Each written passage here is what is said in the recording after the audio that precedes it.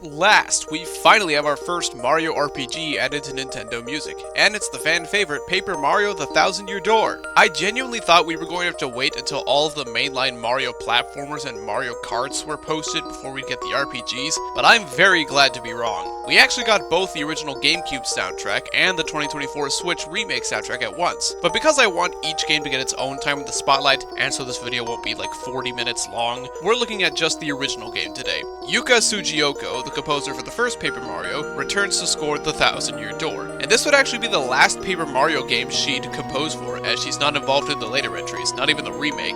She's joined by Yoshito Hirano, and together they created a very memorable soundtrack that really stands out from the rest of the GameCube's library. A lot of 6th generation console games use sound fonts that sound somewhere between N64 PS1 quality and actual live recorded music, with mixed results in my opinion. But The Thousand-Year Door goes for an intentionally synth-heavy sound that still holds up really well while also sounding very unique. The title theme is a great example of what I mean. It kinda sounds like chiptune, but still has a very whimsical tone for welcoming you to the weird and wonderful world you'll be exploring.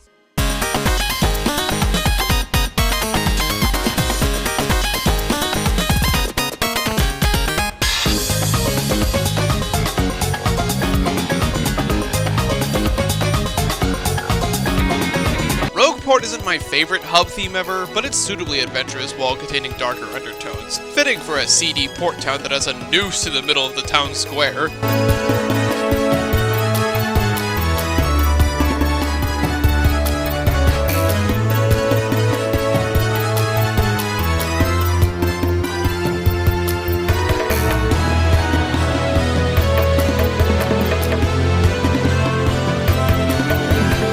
The Rogueport Underground goes in the opposite direction, a chill tune with a really sick beat. Not at all what you'd expect from exploring the sewers.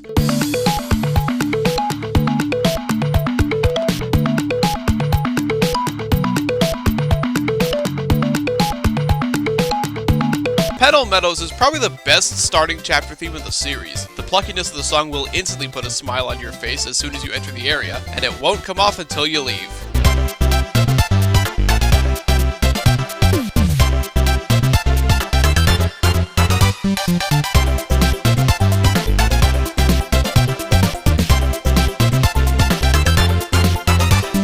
The battle theme is only 35 seconds long, but it's so stupidly catchy that I don't mind hearing it over and over when fighting regular enemies.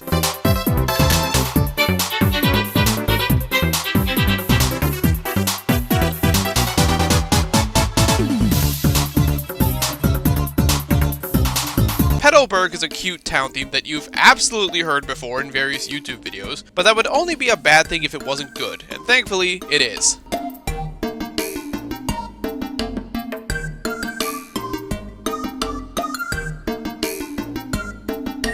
Hooktail Castle kinda feels like a military march, and it works better than you'd think for trekking through this castle.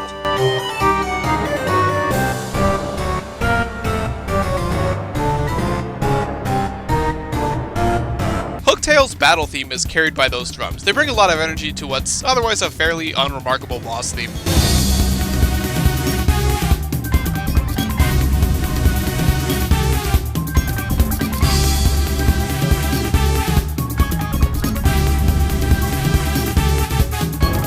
Where Petal Meadows was cheery and upbeat, Boggly Woods is the opposite, very mysterious and eerie, which goes very well with a black and white color palette.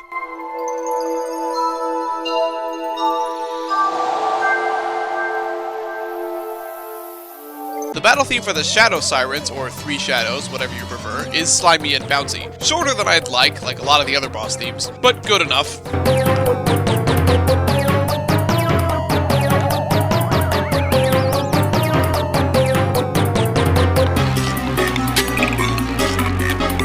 Magnus von Grappel's boss theme is bouncy, but I always felt like it was missing something, even before the remake. It's decent, but nothing special.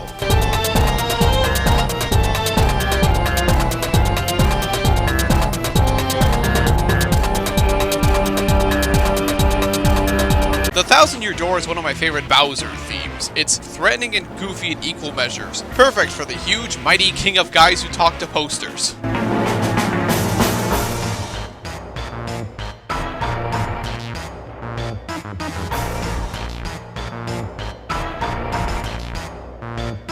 The sections where you control Bowser remix some of the classic Mario 1 themes, sounding more hardcore and electronic than most, from the iconic Overworld theme,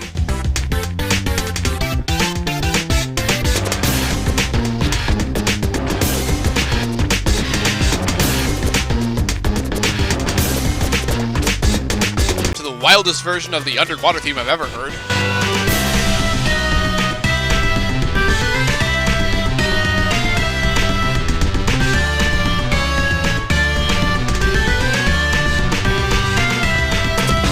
To a version of the castle theme that doesn't loop after 8 seconds with a great beat to boot.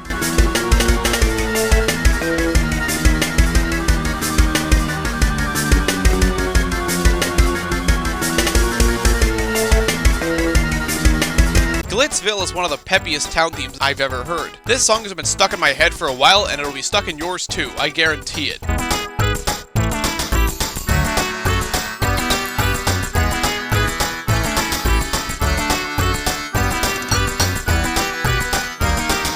Rock Hawk's battle theme rocks, pun intended. It fits the over-the-top wrestler shtick perfectly, and is one of my favorites in the game.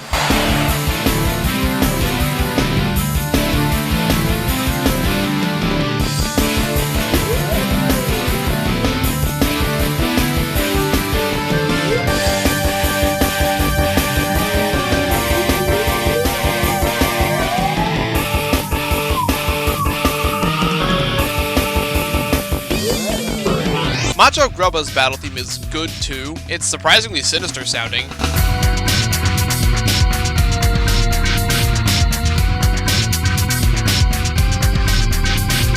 Though I don't like the second half with a long droning whistle, interrupted by louder, more ear-piercing whistles.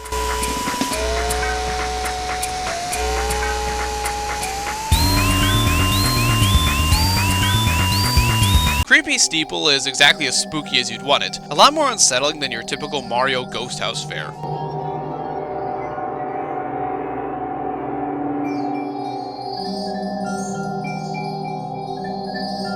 Dupless's battle theme seems to be the fan favorite, and I can see why. It has the typical haunted vibes down while still being super fun, especially when the organ kicks in.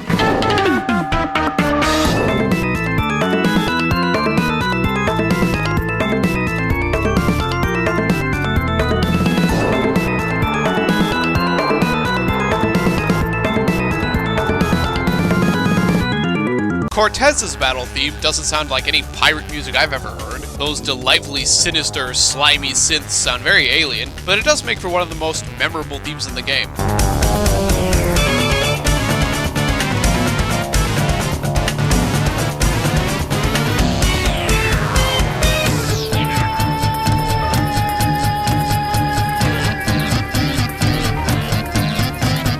The theme for the Smorgs is going to have you on the edge of your seat until you defeat these menaces. It's the epitome of, oh god, what do I do, in musical form to me.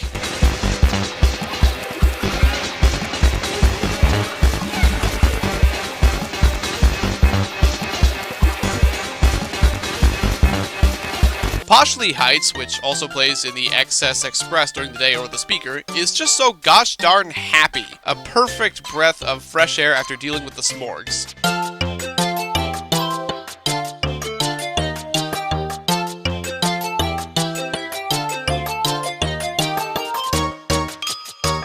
Far Outpost is weirdly eerie, but I love the mixture of creepy and offbeat synths used here. It's a very unique theme, if nothing else.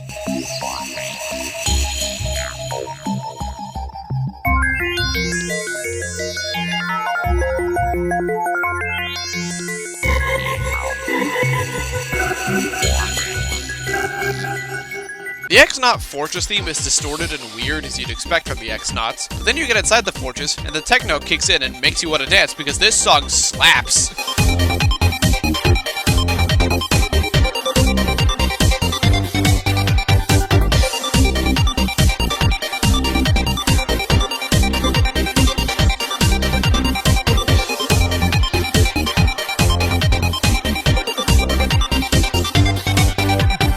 Palace of Shadow is really foreboding, and somehow makes the classic Mario Underground theme creepy.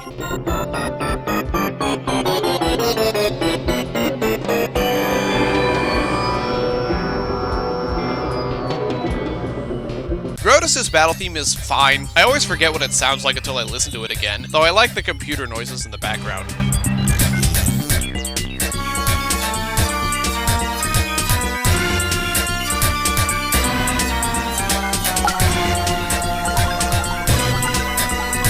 Bowser's battle theme picks up the slack. This is one of his best themes from the GameCube era. Booming and powerful with a touch of the silliness he's known for.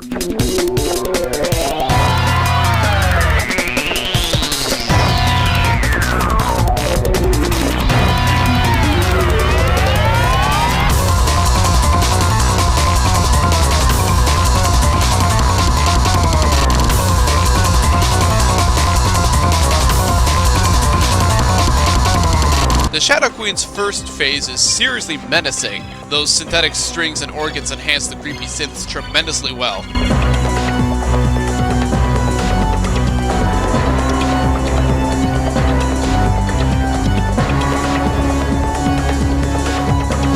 Her second phase is borderline disturbing, like you're fighting an eldritch horror from time immemorial, which I guess that's what she is, so it fits.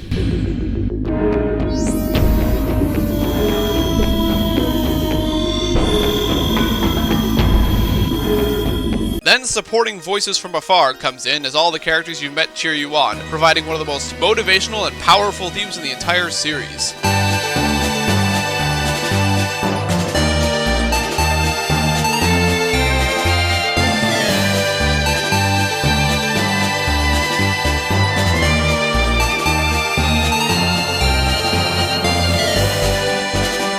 As expected from most Mario RPGs, the final battle theme is also the best, an intense, serious track that makes it clear how twisted the Shadow Queen is. It's not my favorite Mario RPG final boss theme, or even in my top 5, but it's still superb.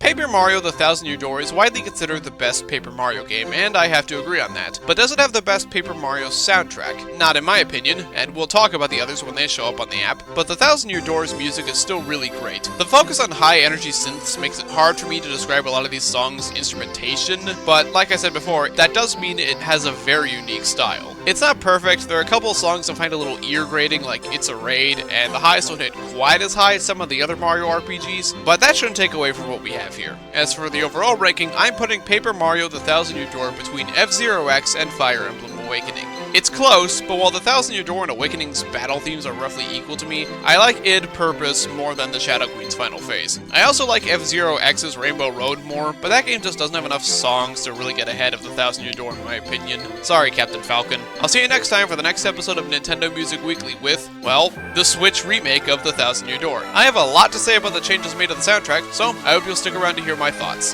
Bye!